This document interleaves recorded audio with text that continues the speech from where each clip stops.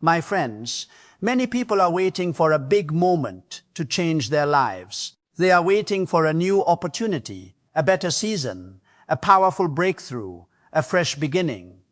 But often, the change they are praying for does not begin outside the house. It begins inside it. It begins in the small places, the hidden corners, the drawers no one opens, the shelves filled with things that no longer serve a purpose, and the everyday objects we keep without ever asking what they are doing to our lives. Sometimes the reason a home feels heavy is not because of something dramatic. Sometimes it is because too many unnecessary things have been allowed to stay too long. We often underestimate the power of what surrounds us. We think it is just an old item. It is just a broken object. It is just something small, something common, something ordinary. But ordinary things can carry extraordinary influence. They can drain your attention, crowd your space, disturb your peace, and quietly train your mind to accept disorder as normal. Day by day, without even realizing it, people begin adjusting to what should have been removed long ago. They learn to live around the problem instead of dealing with it. They step over it, ignore it, excuse it, and postpone the decision. And while they delay, the environment begins to speak louder than they do. A home should be a place of rest. It should welcome clarity, comfort, freshness, and peace.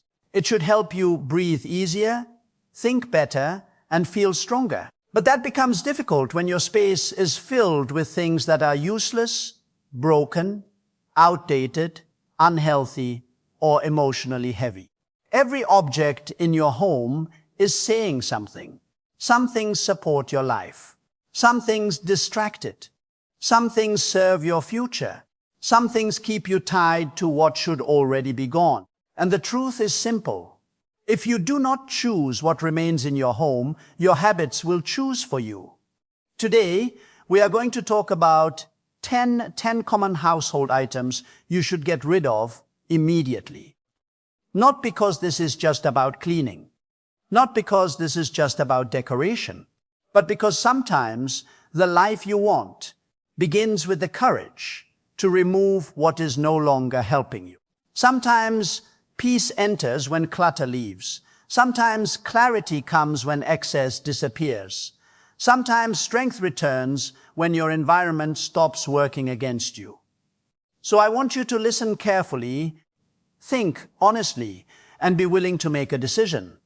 Because by the end of this message, you may discover that the first step toward a better life is not adding more things, but finally letting the wrong things go. Many people do not realize that the condition of a home is never only about walls, furniture, or decoration. A home is a living atmosphere. It speaks to the heart before it speaks to the eyes. It affects the mind before the day even begins. The moment you wake up and look around, your surroundings are already sending a message into your spirit, into your thoughts, into your emotions. If your home is filled with peace, order, light, and freshness, something inside you begins to settle. You breathe differently. You think more clearly. You move with more purpose. But if your home is crowded, neglected, heavy, broken, or filled with things that no longer belong there, that atmosphere begins to press on the mind little by little, day after day, until even simple tasks feel harder than they should. That is why your home is not a small matter. Your home is shaping your mood, your focus, your habits, your energy, and in many ways, your life. Think about how powerfully environment affects human behavior.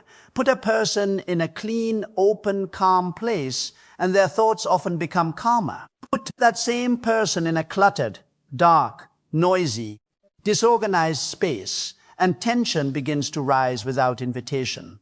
It becomes harder to rest, harder to make decisions, harder to feel motivated, harder to remain thankful. Sometimes people say they feel drained, but they do not understand why. They say they feel distracted, irritated, tired, or unproductive, but they cannot identify the source. Yet many times, the answer is surrounding them every single day. The home itself is participating in their emotional condition. What is constantly before your eyes is constantly feeding your inner life. What is always around you is slowly influencing what is happening within you. This is why neglected objects are never truly neutral. Broken furniture, piles of unused items, drawers full of useless things, expired products, worn-out belongings, and cluttered corners may look harmless, but they quietly create pressure. They remind the mind of delay, disorder, unfinished decisions, and tolerated inconvenience. They create visual noise. They steal attention. Even when you are not consciously thinking about them, your mind is registering them. Your home is either helping you feel refreshed or teaching you to live in quiet frustration. It is either supporting your peace or slowly weakening it. And over time, what you tolerate in your environment can become what you tolerate in your life. There is also something deeply personal about the space we live in. Our homes often reveal what we have accepted, what we have postponed, what we are holding on to, and what we are afraid to release. Some people keep things because they think they may need them one day. Some keep things out of guilt, some out of habit, some out of emotional attachment, some simply because they have stopped noticing what is no longer useful. But every unnecessary thing takes up more than physical space. It can take up mental space, emotional space, even creative space. It can make a room feel smaller, a day feel heavier, a task feel more difficult, and a person feel less free. That is why clearing a home is not just a practical act. It is often a mental reset. It is a declaration that confusion will not rule this space, that heaviness will not dominate this atmosphere, that what no longer serves your life will no longer occupy your life. A healthy home does not need to be expensive. It does not need to be perfect. It does not need to look like a magazine. But it should help you feel safe, clear, lifted, and able to think. It should support your daily life instead of draining it. It should make room for peace, not pressure. And sometimes the transformation people are looking for begins with one honest decision: to stop allowing the wrong things to remain where they no longer belong. Because when you change your environment, you often begin to change your thoughts. When you change what surrounds you, you often change how you move, how you feel, how you respond, and how you carry yourself into each new day. And that is why what sits quietly in your home may be shaping far more than you ever imagined. Many people think stress only comes from major problems. They believe stress comes from financial pressure, broken relationships, bad news, heavy responsibilities, or unexpected troubles. But what they often fail to understand is that stress also grows in quiet ways. It builds in silence. It gathers through repetition. It hides itself in the ordinary. And one of the most overlooked sources of daily pressure is the small, neglected things people live with every day. A broken handle, an overflowing drawer, clothes piled on a chair, expired products in a cabinet, tangled wires in a corner, a shelf full of unused items, a table covered with random objects, things left unfinished, things left unrepaired, things left undecided. Each one may look insignificant by itself, but together they begin to create an atmosphere that presses on the mind more than people realize. The human mind is always responding to the environment, even when we think we are ignoring it. You may tell yourself that you do not care about the clutter in the corner, but your mind sees it. You may say that the broken object on the shelf is not important, but your attention still registers it.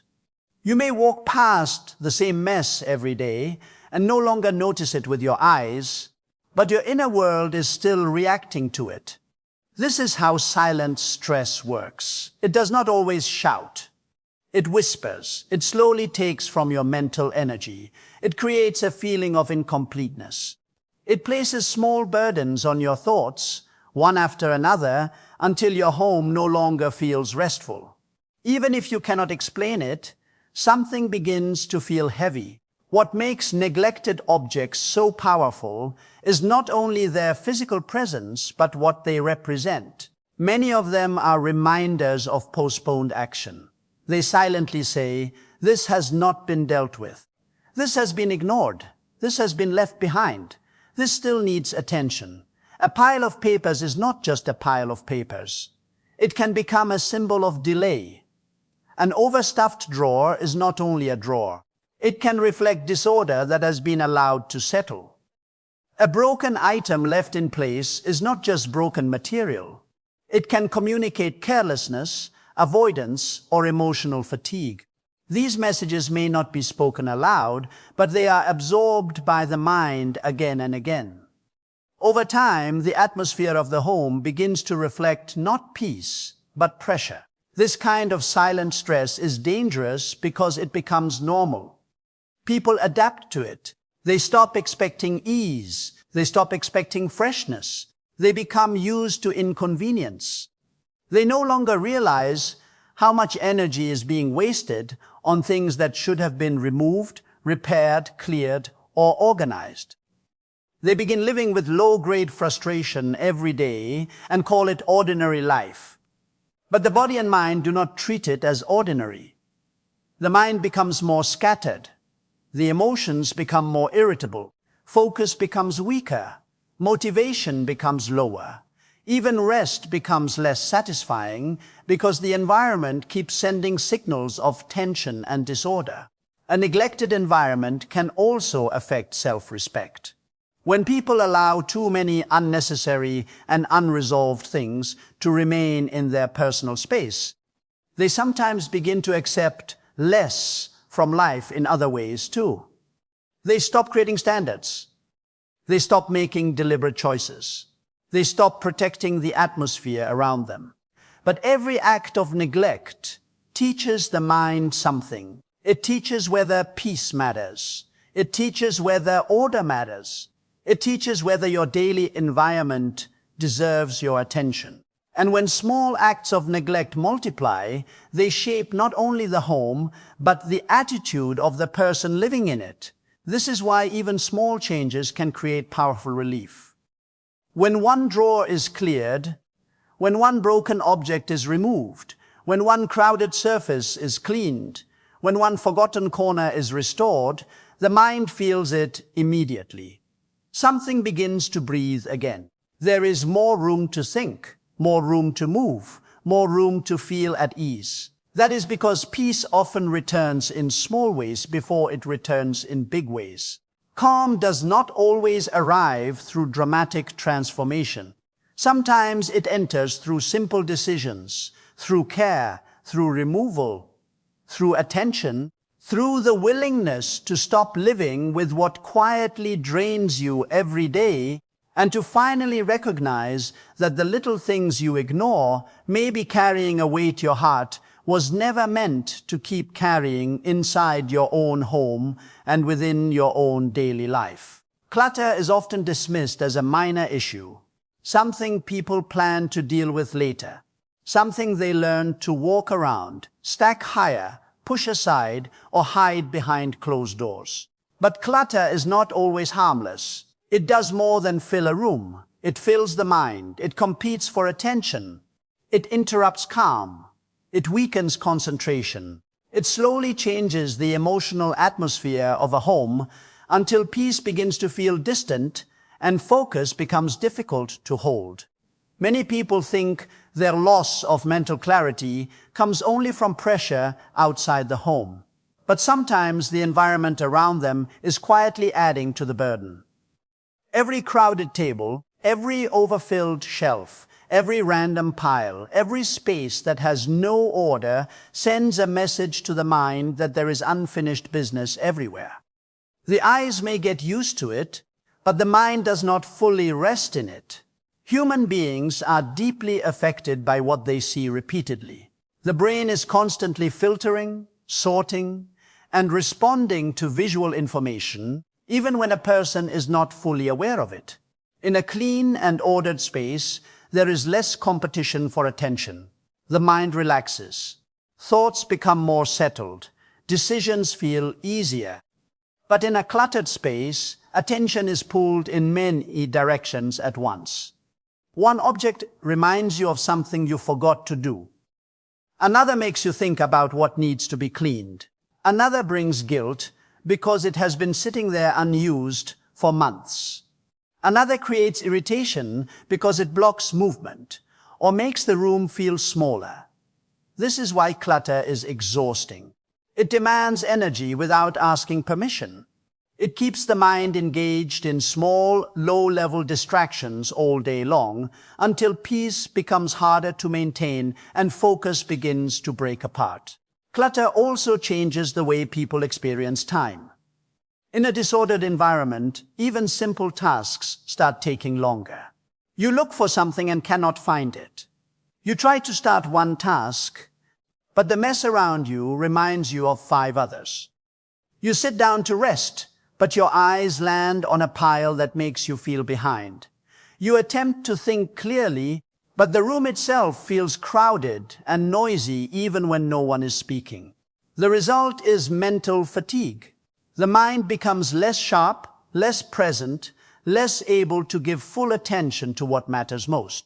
This is one reason clutter can make people feel unproductive without understanding why. It is not always laziness. It is often overload. It is the invisible pressure created when the environment never allows the mind to settle into simplicity. Peace is not only the absence of noise. Peace is also the presence of order. It is the feeling that things are where they should be, that the space around you is not fighting against you, that your home supports your life instead of scattering your energy. When clutter grows, that peace begins to fade. Rooms no longer feel restful. Corners begin to feel neglected. Surfaces become storage instead of space. The home starts holding excess instead of offering comfort. And once peace leaves a space, focus usually goes with it. It becomes harder to pray, harder to read, harder to think, harder to create, harder to listen, harder to simply be still. A cluttered room may not speak with words, but it constantly communicates confusion, and confusion is the enemy of calm concentration. There is also a deeper truth hidden in clutter. It often reflects hesitation. It reveals delayed decisions. It exposes how difficult it can be for people to let go, organize, prioritize, and remove what is no longer useful. That is why clearing clutter is not only about cleaning a room. It is about restoring authority over your environment. It is about refusing to let disorder lead your daily experience. It is about choosing clarity over chaos, intention over neglect, peace over pressure. The moment a person begins to remove what is unnecessary, the atmosphere begins to shift. The room feels lighter. The mind feels freer. Focus starts returning. Breathing feels easier. What once looked like a small practical task becomes something greater. Because when clutter leaves, peace has space to return, and where peace returns, the mind often finds its strength again, its steadiness again, its ability to see clearly again, and its power to concentrate on what truly deserves attention rather than being pulled apart by the silent demands of too many things in too little order and too much visual noise pressing against the heart and mind every single day without relief or rest, until someone finally decides enough is enough and begins to clear the space where calm can live again. What we keep around us often says more about us than we realize, not because every object has deep meaning by itself, but because the things we allow to remain in our home reveal what we have become willing to live with. A broken chair kept in the corner for months, a drawer full of useless items, clothes that no longer fit but still hang in the closet, expired products left on the shelf, Damaged containers, tangled wires, cracked dishes, stacks of papers with no purpose, decorations that no longer bring joy, and clutter that has become part of the room like it belongs there. These things are not only taking up space, they are also telling a story. They reveal what has been postponed, what has been ignored, what has been excused, and what has quietly become acceptable. In that way, the condition of a home often becomes a reflection of the standards a person is living by, whether they are aware of it or not. Human beings have a powerful ability to adapt. This can be a strength when facing hardship, but it can also become dangerous when it leads us to normalize what should have been correct.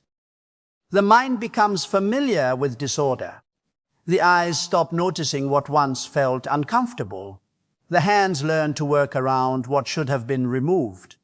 The heart grows used to things being slightly off, slightly broken, slightly crowded, slightly delayed. And over time, what was once temporary becomes permanent. What was once irritating becomes ordinary. What was once clearly unacceptable becomes part of the daily environment. This is how tolerance grows in quiet ways. It rarely announces itself. It settles in slowly, and many people do not realize they have lowered their standards until they begin cleaning and ask themselves one honest question. Why did I allow this to stay here? For so long, the answer is often deeper than the object itself. Sometimes people keep things because they are too tired to deal with them.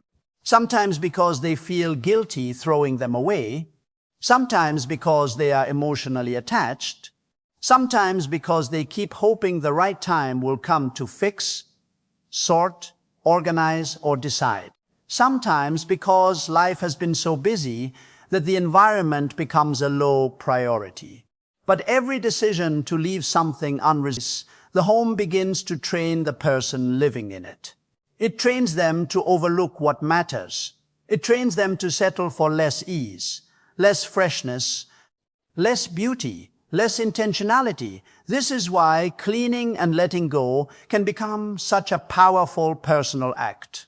It is not merely about making the room look better. It is about raising the standard again. It is about saying, I will no longer accept what is broken, useless, draining, or unnecessary as a permanent part of my atmosphere. I will no longer adjust my daily life around things that should not still be here. I will no longer allow delay to shape the feeling of my home. When a person starts removing what no longer belongs, they are doing more than decluttering. They are correcting a pattern. They are reclaiming authority. They are restoring intention where neglect once ruled. And something shifts inside a person when that happens. Self-respect begins to rise. Energy begins to return. Decisions become easier.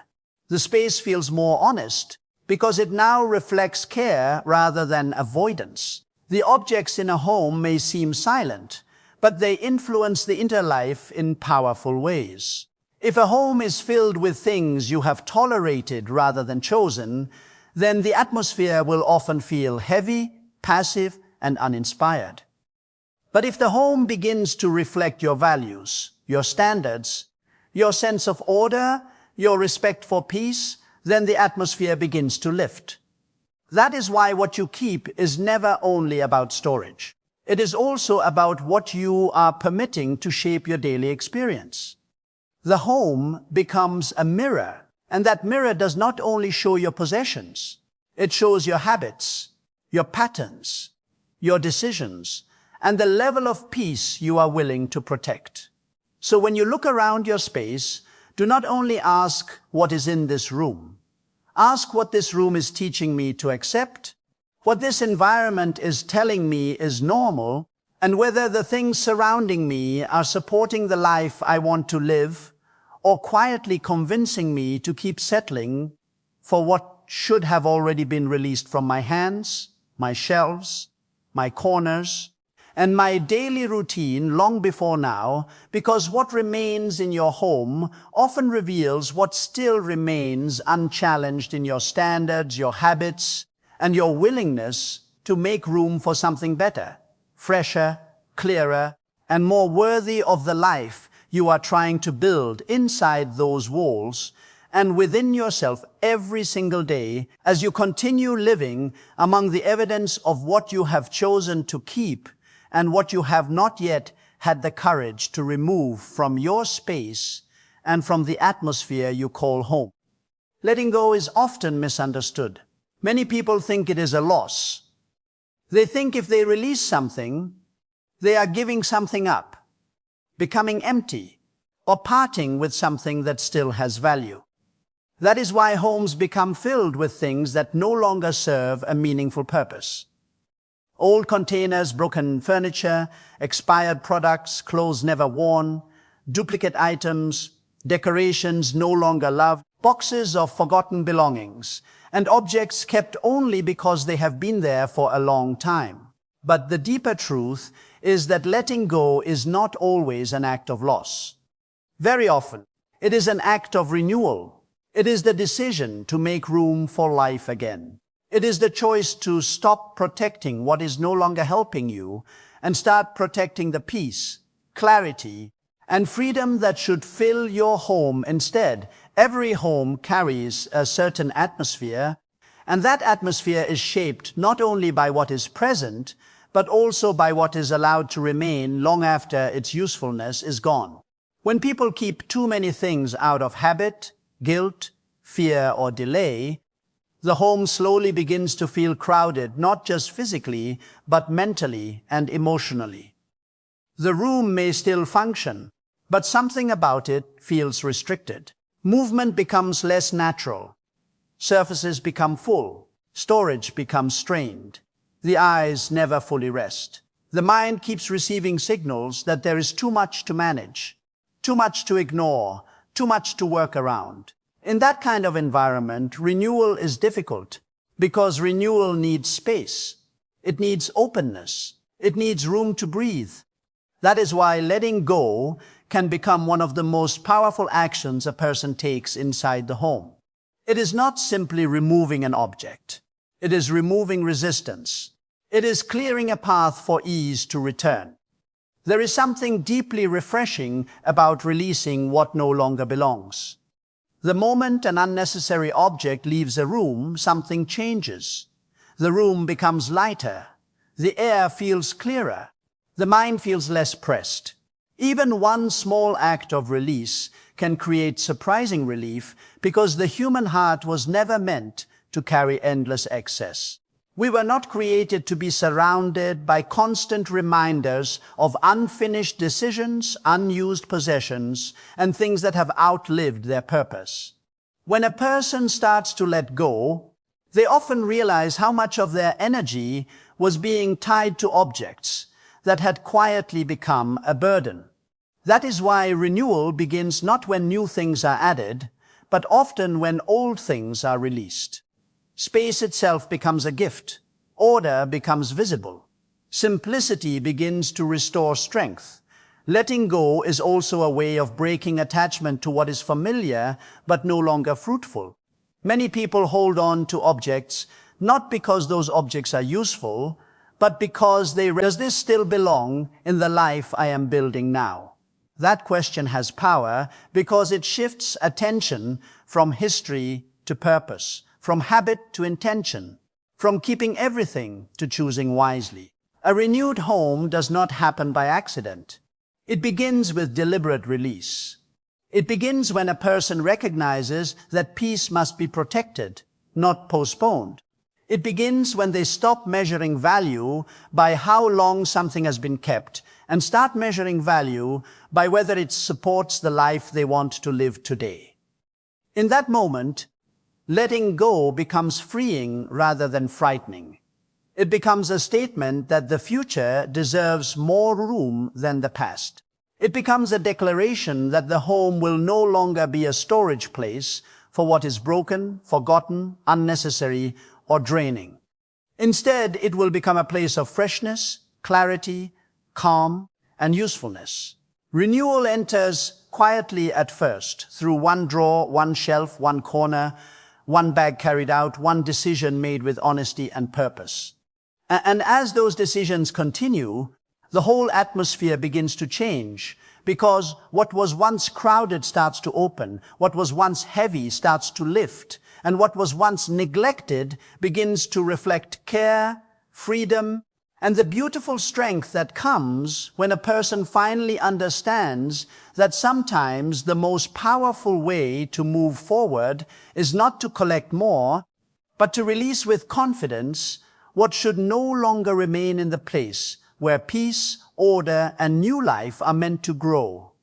A clean environment does far more than improve the appearance of a home. It affects the quality of thought, the steadiness of emotion, the strength of focus, and the way a person carries themselves through the day. Many people underestimate this because they think cleanliness is clean, something's inside begins to settle. There is less tension in the eyes, less distraction in the thoughts, less irritation in the emotions, and more room for calm to rise. When the space is orderly, the mind often becomes more orderly as well. This is because visual disorder creates mental pressure, even when people think they have gotten used to it. Dusty surfaces, cluttered counters, stained corners, overflowing bins, piles of unwashed items, and rooms that feel neglected all place a quiet burden on the mind. Every time the eyes pass over them, the brain registers unfinished work, unattended responsibility, and a lack of closure. It may not always happen consciously, but it happens. The mind absorbs the atmosphere of the space it lives in. A person may try to focus on reading, planning, praying, working, resting, or simply sitting in peace, but if the room itself feels crowded, dirty, or neglected, the mind rarely relaxes fully. It stays partially alert, partially bothered, partially distracted. That is why so many people feel tired even in their own homes. Their environment is not helping them recover. It is quietly asking more from them than they realize. A clean environment creates relief because it removes this low-level pressure. It reduces what the eyes have to process. It removes the small irritations that steal energy throughout the day. It gives the mind fewer reasons to feel unsettled. And once those distractions are reduced, clarity begins to appear. A person can think better, respond better, and even breathe better in a space that feels fresh and cared for. Cleanliness sends a message to the mind that this place is safe, stable, and under control. It communicates that attention has been given, that disorder has not been allowed to dominate, and that peace has been protected. That is why a clean room often feels lighter than a neglected one, even if nothing expensive has been added to it. It is not luxury that creates peace. It is order, freshness, and intentional care. There is also a strong connection between external cleanliness and internal discipline. When people clean their environment, they are not only removing dust or arranging objects. They are strengthening the habit of paying attention. They are practicing stewardship over their daily life. They are choosing not to let neglect spread. And this choice affects the mind in powerful ways. It builds momentum. It creates alertness. It encourages responsibility. It reminds a person that they have the ability to shape the atmosphere around them instead of simply reacting to it. That is why many people feel mentally refreshed after cleaning, even when they are physically tired. Something deeper has happened. The space has changed, and because the space has changed, the mind begins to respond with greater calm and greater clarity. A clear mind is not only the result of positive thinking, it is also supported by the condition of the environment in which a person lives. If the home is clean, peaceful, and orderly, the mind finds fewer obstacles to rest and focus. If the home is neglected, crowded, or dirty, The mind must keep pushing through unnecessary resistance. That resistance may seem small, but over time it weakens joy, reduces concentration, and makes simple things feel harder than they should. A clean environment becomes a form of support. It helps the mind stay steady. It makes reflection easier, work smoother, rest deeper, and emotions less reactive. It reminds the heart that peace is possible and that clarity is not always found by escaping to another place, but often by restoring the place you are already living in, one room, one surface, one decision, one act of care at a time, until that atmosphere begins to lift, and the mind no longer feels crowded by what the eyes have been forced to endure day after day inside the very place that was meant to renew strength, restore calm, and make space for clear thought to rise again within the ordinary rhythm of daily life and within the quiet corners of home where the condition of the space is speaking to the mind long before a single word is said by anyone around you or within you as you move through each moment of the day in that environment. Many of the things people keep in their homes are not there because they are useful, meaningful, or truly needed. They are there because they have simply become familiar. They have remained in the same drawer, on the same shelf, in the same corner for so long that their presence no longer feels like a decision. It feels automatic. This is the power of habit. Habit can make people hold on to what no longer adds value. It can make them protect what they no longer use. It can convince them to keep objects, not because those objects are helping their lives, but because removing them would require attention, intention, and change. And many times, that is exactly why homes become filled with things that no longer deserve a place there. Not because those things are precious, but because they have become routine. This is one of the quiet dangers of habit. Habit can make the unnecessary look normal. It can make clutter seem harmless, make broken things feel permanent, and make useless items feel invisible. A person opens a cabinet and sees products they have not touched in a year. They pass by a chair with clothes piled on it every day. They glance at drawers packed with random objects and say to themselves that they will sort them someday. They keep old containers, expired items, tangled cables, worn-out decorations, and things they never use, and never truly enjoy. If asked why those things are still there, many people would not have a clear answer. There is often no strong reason. There is only repetition. There is only familiarity. There is only the fact that no firm decision has been made. But familiarity is not the same as worth. Just because something has been present for a long time does not mean it should continue to occupy your space. Time does not automatically create value. Length of possession is not proof of purpose. Many people live among objects that have outlived their usefulness by months or even years, and yet they continue giving those things room in the very place where peace, order, and clarity should be protected. That is why it is important to pause and ask not only what is in your home, but why it is still there. Is it serving your life, or is it simply surviving your attention? Is it helping your daily routine, or is it just another item your eyes have become too accustomed to question? Habit is powerful because it removes urgency. It teaches people to delay small decisions until those decisions disappear into the background. When something becomes part of the scenery, it stops demanding action. And once that happens, people can live with unnecessary things far longer than they ever intended. They stop feeling the need to evaluate. They stop asking whether the object still belongs in their life. They stop noticing how much space is being consumed by things they do not value. But all the while, that space is still being taken. Surfaces are still being crowded. Storage is still being filled. The atmosphere is still being shaped by things that no longer deserve influence. This is how a home slowly becomes heavier, not through one dramatic event, but through many small acts of unconscious keeping. There is freedom in breaking that pattern. The moment a person begins to challenge habit, they begin to see their environment differently.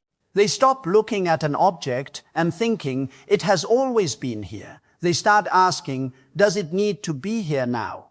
That question can change everything. It restores intention. It returns authority to the person instead of leaving control in the hands of routine. It reminds the mind that every item in the home should have a reason for remaining. Not every object needs sentimental meaning, but it should at least have present usefulness, present beauty, or present purpose. If it has none of these, then it may be staying only because no one has told it to leave. When people begin removing what habit has protected for too long, they often feel a surprising sense of release. They realize they were not attached to the object itself, only to the pattern of leaving it alone. Once that pattern is broken, clarity increases. The room becomes more honest. The home begins to reflect choice rather than drift. And that is a powerful shift, because a peaceful home is not built only by adding better things. It is also built by refusing to let habit continue deciding what remains in the spaces where your energy, your attention, and your daily life are meant to flourish, breathe, and move forward without being quietly crowded by what lost its value long ago, because it had become too familiar to question and too ordinary to notice, until at last you choose to see it clearly and reclaim the right to decide what truly belongs around you, and what has only been living in your home on the strength of repetition, on the strength of worth, and is still gained for one honest decision to find than purpose or worth, and is still waiting costify from the life or trying to live with greater peace and intention inside your own walls and daily routines, where every object should justify its presence by the value it brings, where every object should kept it there for far too long, and the shape it to Susan up for far too longs, instead of to Susan is with the wares, and the space betussen grip recalled off the rust you, and the shape if surround a life or within it, and the space you have been called to protect with the waresing wisdom and deliberate care, rather than passive acceptance of things that no longer deserve a place in front of your eyes or within your reach or inside the rhythm of your daily living and ongoing choices about what remains and what no longer should. One of the most powerful truths people can learn about their home and their life is this: whatever no longer serves, you should not continue occupying your space. Many people keep things because they assume that holding on is safer than releasing. They fill drawers, closets, cabinets, shelves, corners, and storage boxes with objects that have no present use, no real beauty, no meaningful purpose, and no clear place in the life they are living today. Yet they continue making room for those things while wondering why their home feels crowded, why their mind feels restless, and why their energy feels limited. What they often do not realize is that every unnecessary thing kept in place takes up more than physical space. It takes up mental attention. It takes up emotional tolerance. It takes up visual peace. And as long as that space remains occupied by what no longer serves you, there is less room for what actually could. This is why removal is so important. Removing what no longer serves you is not merely a cleaning decision. It is a creative decision. It is the act of opening space for something better. A home cannot breathe well when it is filled with leftovers from old habits, old purchases, old seasons, and old decisions that were never reevaluated. When too much of the home is occupied by what is outdated, broken, forgotten, or unnecessary, the atmosphere begins to feel closed. The room may still function, but it no longer feels open, fresh, or alive. It begins to reflect accumulation rather than intention. It begins to tell the story of what has been stored instead of what is being lived. That is why the act of removing becomes so powerful. It shifts the home from passive holding to active choosing. Every empty space created by wise removal becomes an invitation. A cleared shelf invites simplicity. A clean drawer invites order. An open corner invites peace. A closet with room to move invites ease.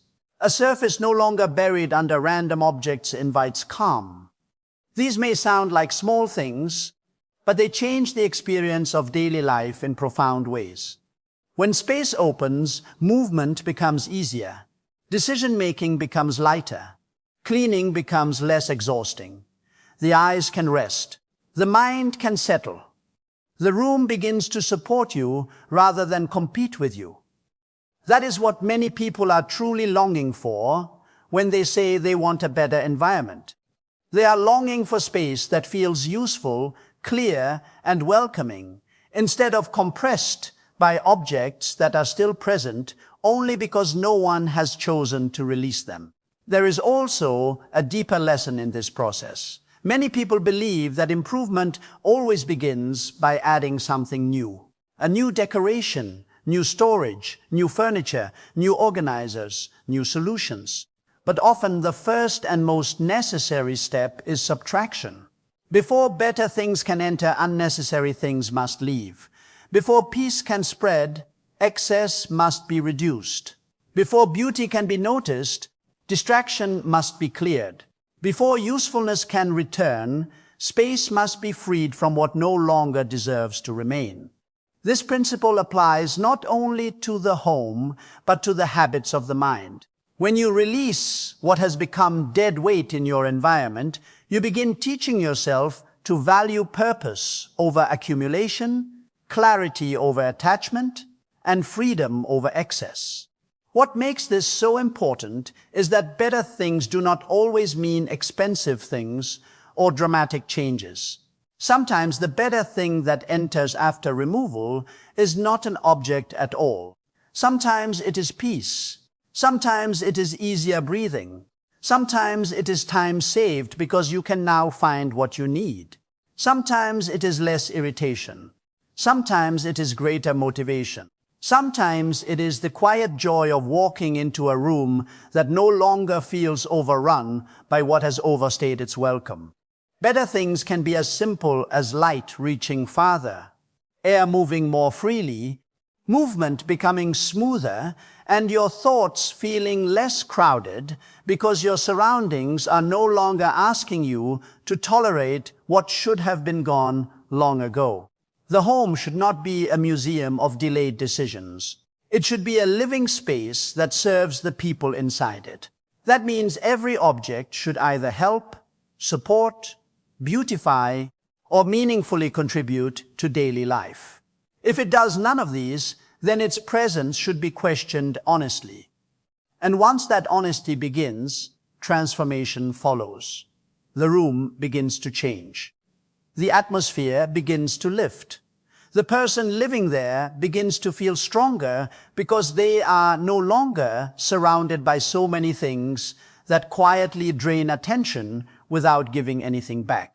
This is why removal is not emptiness. It is preparation. It is wisdom.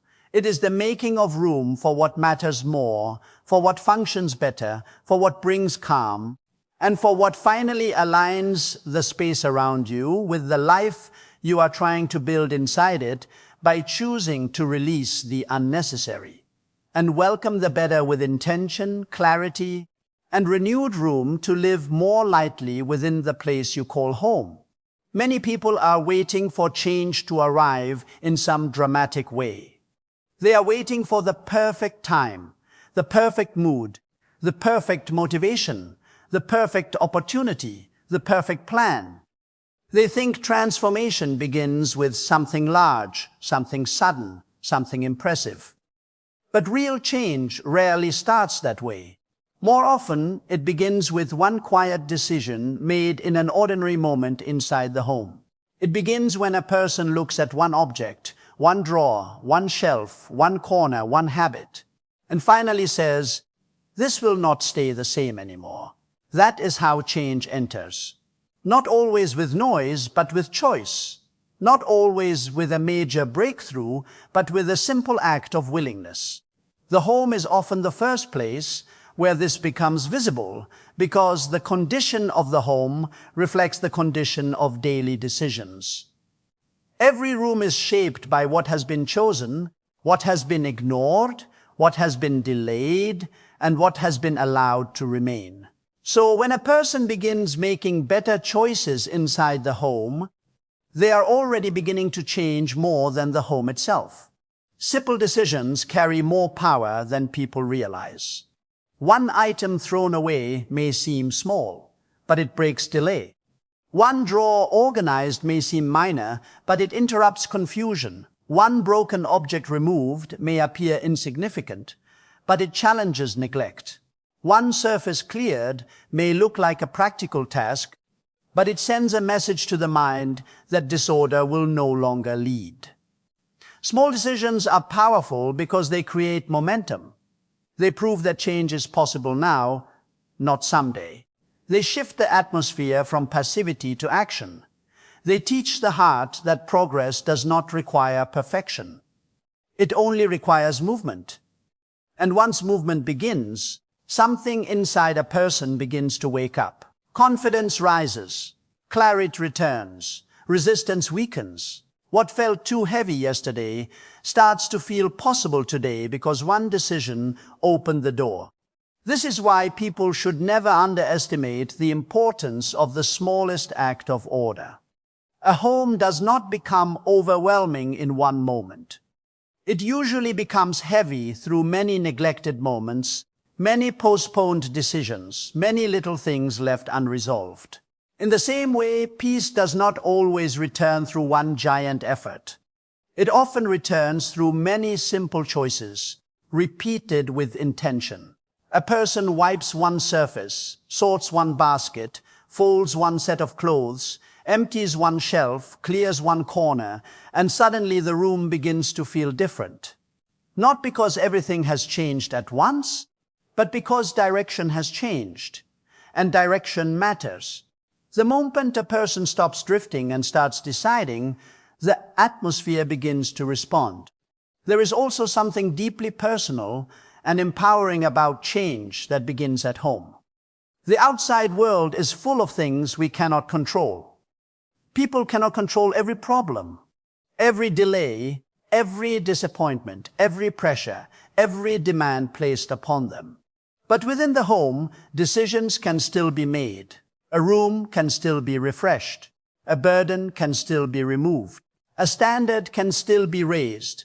A person can still choose what remains and what leaves. That is why change at home becomes so meaningful. It reminds people that they are not powerless. They are not trapped by habit, by clutter, by neglect, or by the weight of what has accumulated around them. They can begin where they are, with what is in front of them, and make one honest decision that shifts the entire feeling of the space. Many people delay change because they want immediate perfection, but perfection is not the beginning of transformation. Decision is. A better home begins with one better choice. A lighter room begins with one act of release. A healthier atmosphere begins with one moment of attention. And once those moments repeat, the home starts becoming a place that supports life instead of draining it. Change does not wait for ideal conditions. It begins the instant someone stops saying later and starts saying now. It begins when a person chooses action over excuse, clarity over confusion, and intention over neglect. That is why no one should despise the power of small beginnings, because the life they want to feel inside their home may not be waiting on a miracle of scale, but on one simple decision made today, then another tomorrow, and another after that, until what once felt stuck begins to move, what once felt heavy begins to lift, and what once seemed impossible begins to yield to the quiet but unstoppable force of consistent choices made with purpose inside the everyday spaces where real transformation is born, and where lasting change first learns to walk before it learns to run and before it becomes visible in every corner of the life, being rebuilt from the inside out and from the smallest decision to the greatest result, still waiting to unfold through the courage to begin. There comes a moment in many people's lives when they realize they cannot keep living in the same atmosphere and expect to feel different inside. They cannot keep waking up to the same clutter, the same neglected corners, the same crowded shelves, the same unfinished decisions, and still expect peace to grow naturally around them. Something has to change, and that change does not need to begin next month, next season, or someday when life feels easier. It can begin today. That is what makes today so powerful. Today is not just another date passing by. Today can become the turning point. Today can be the day when the weight begins to lift, when the room begins to breathe, when the mind begins to feel clearer, and when the home starts becoming a place that supports life instead of quietly draining it. Many people underestimate the power of a single day because they think only large achievements matter. They imagine that transformation must happen all at once to be meaningful. But a turning point is not defined by size. It is defined by direction. A turning point happens when a person stops moving in one pattern and begins moving in another. It happens when delay is interrupted.